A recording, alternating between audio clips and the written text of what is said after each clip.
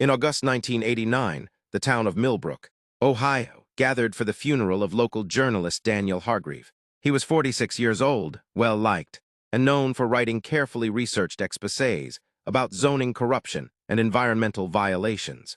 His death was ruled a heart attack.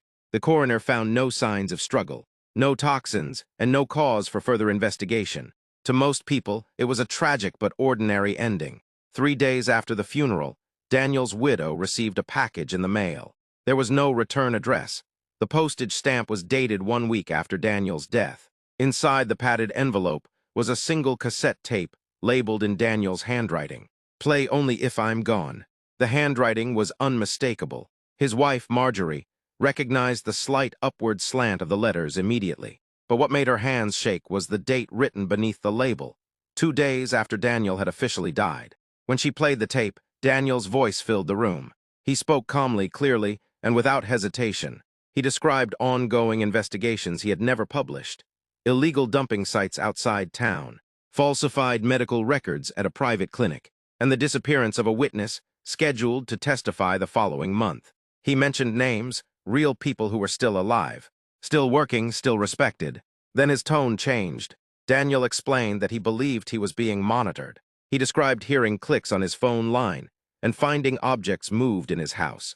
He claimed that someone had entered his office without leaving signs of forced entry. "If you're hearing this," he said, "it means they decided speed mattered more than subtlety." The final 30 seconds of the tape were silent, except for faint background noise. Experts later identified it as a room tone that did not match Daniel's home or office. It sounded larger, echoing, almost institutional. Local police dismissed the tape as a posthumous stunt. They claimed the postage date was likely misread or misprinted. When Marjorie requested forensic analysis, the tape was confiscated and never returned.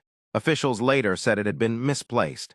Within a year, every individual Daniel named on the tape either relocated, resigned, or died under unrelated circumstances. His articles were quietly removed from the newspaper's archive. The dumping sites he mentioned were paved over. To this day, Marjorie insists one thing still haunts her.